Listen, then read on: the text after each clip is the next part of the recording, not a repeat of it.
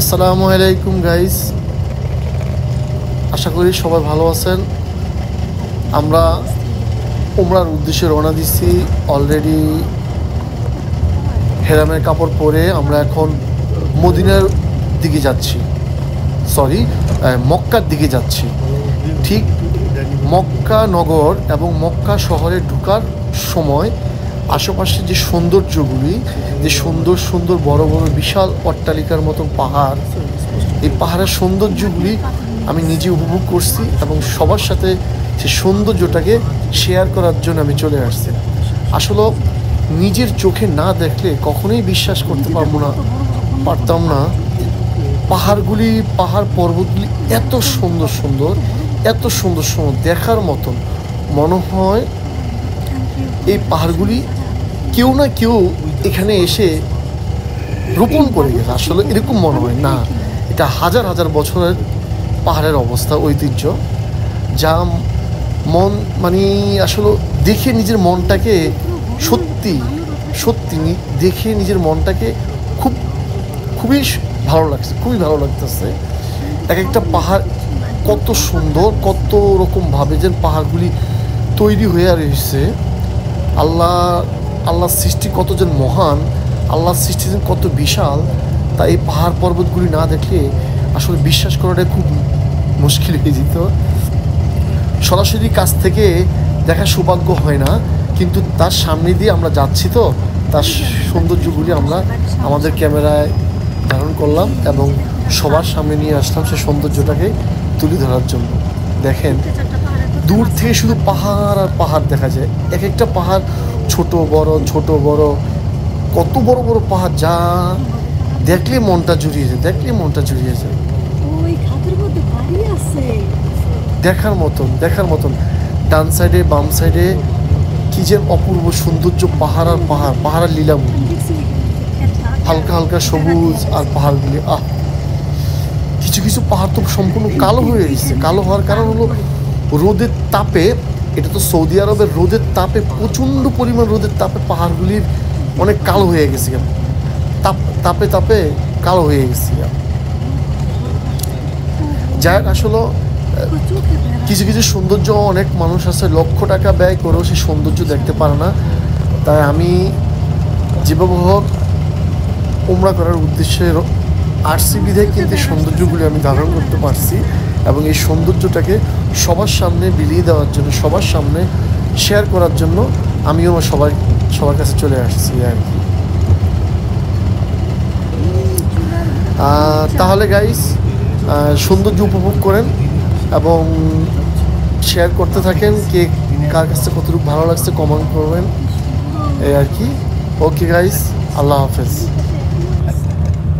সামনের সিটের থেকে বসে করতে পারলে ভালো হতো।